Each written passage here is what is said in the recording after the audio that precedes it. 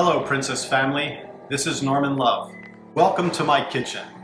You know, I thought it would be a great idea to possibly make a couple of my all-time favorites. Who doesn't like chocolate chip cookies? Who doesn't love warm, fudgy chocolate brownies?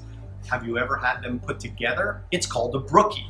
And I'd really like to share two really delicious recipes that you can easily make at home and enjoy with your entire family. So let's jump right into this. We're gonna start with the brownies. The brownies, dark chocolate brownies, super important to remember. Always use good, fresh ingredients. Keep in mind, if you use quality ingredients, you're gonna always get a delicious quality result. We're gonna start with fresh eggs, flour, all-purpose flour, some cane granulated sugar, and some chocolate and butter. As for the chocolate, this is a 61%. So in other words, it's kind of a semi-sweet, borderline bittersweet chocolate. Keep in mind, good quality chocolate, great result, especially in a fudgy brownie. We're gonna start by melting together 22 ounces of chocolate with 6 ounces of sweet creamy butter. As you can see, I've melted both the chocolate and the butter together. And you can see they're well homogenized, they're well incorporated with each other.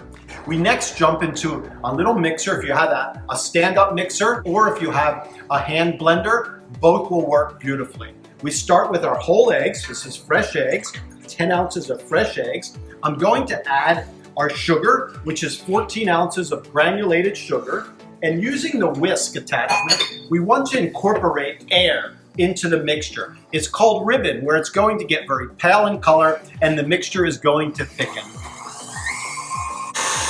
While that's mixing, I have scaled all-purpose flour, 5 ounces, 1 ounce of baking powder, and a pinch of salt.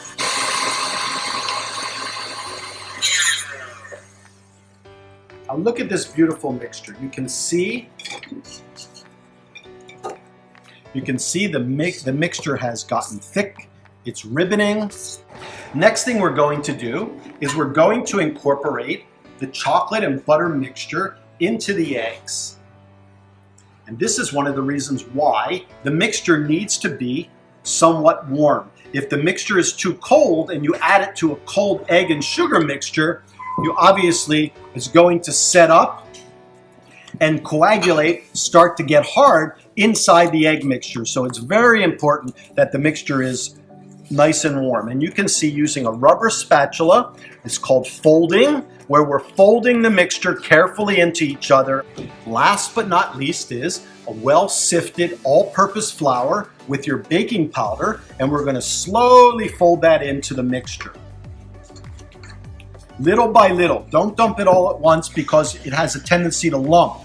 So you see I'm going from the bottom to the top, I'm turning the bowl, I'm twisting my wrist in order to properly, lightly fold the dry ingredient into the wet ingredients. Now I'm going to add the rest and carefully folding the mixtures together.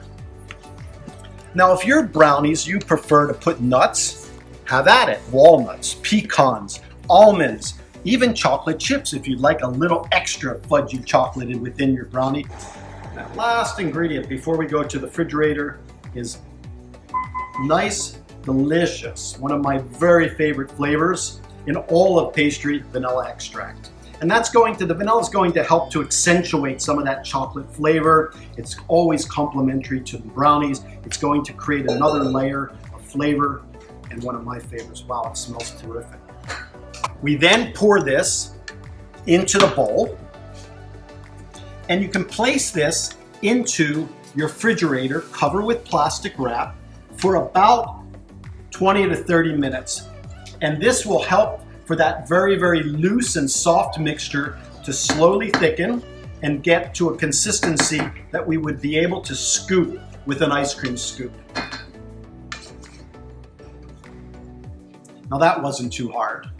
I think all of you could absolutely do this. You can get creative with making brownies, but the first step in making a delicious brookie was to make this brownie mixture that we're now going to place into the refrigerator for up to 30 minutes. So now that the brownies are cooling, I'd like to make the chocolate chip cookies. Now these chocolate chip cookies certainly don't have to be added to a brookie. They can be just eaten just as they are. We start with brown sugar and beautiful sweet cream, fresh butter, and we want to cream that. Always start on a slow mixer so that you don't shoot everything all over. And as it begins to incorporate, and this is called the creaming method. We want to cream the butter and the sugar together to a very smooth, homogenized paste. We're going to slowly add our eggs, which is only about 3 ounces of eggs. And we want to add them slowly to make sure that the sugar and butter creamed mixture is absorbing them well. I have also vanilla extract, very, very important. I have salt and flour that have been sifted. We're going to add that to our mixture. And we want to bring the mixture entirely together. You don't want to overmix it. So just until the mixture comes together, stop. Now we have, oh my goodness, semi-sweet chocolate chunks that we've chopped up. That creates such a beautiful taste. And as you can see, always generously adding chocolate because there's never enough chocolate in those chocolate chip cookies. And we again start slowly and just continue to mix until everything is incorporated. And that's it. It's that fast. You can now scoop these cookies. You can drop them by spoon. You can do all kinds of things. Bake them just as they are. You can add nuts to them, a cup of pecans or walnuts, whatever you like. And this is how simple this is. You just take a scoop, you level the scoop off, and you scoop it right onto a piece of parchment paper or a silpat, which are available in a lot of gourmet stores. Is a silicone mat that's a non-sticking surface that has made baking super easy at home. And it's done just like that. We bake these, if you're baking just the chocolate chip cookies, in a 350-degree oven for about 20 to 25 minutes until they're golden brown. We're now going to assemble our brookie. What a great combination, again, of brownies and chocolate chip cookies. What you want to do is just spray a little pan grease inside, a non-stick mixture, and then we take some of that delicious brownie mixture, as you can see how thick it's gotten from the refrigerator, and I'm putting it in a pastry bag. If you don't have a pastry bag, you can use a baggie, put some in, ziplock it, and cut the end. You can use that, or you can use an ice cream scoop. They both work beautifully. I guess I'm used to, over the years of using pastry bags, it's a little easier for me.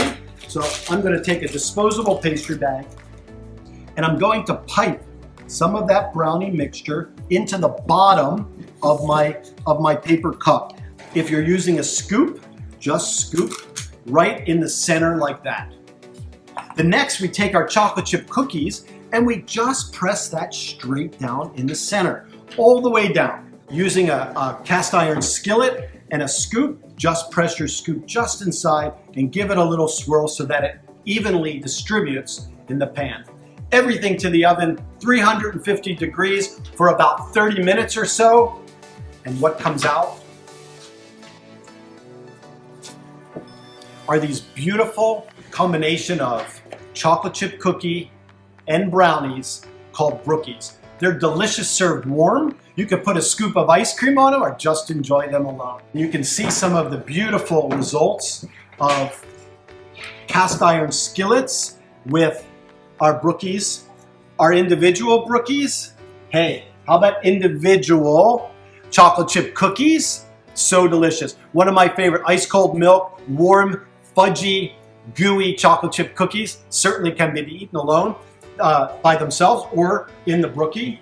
Or you can spread that brownie mixture into a rectangular baking pan and bake brownies for the kids to enjoy as well. Thanks for joining me today. I hope you learned a little bit about baking.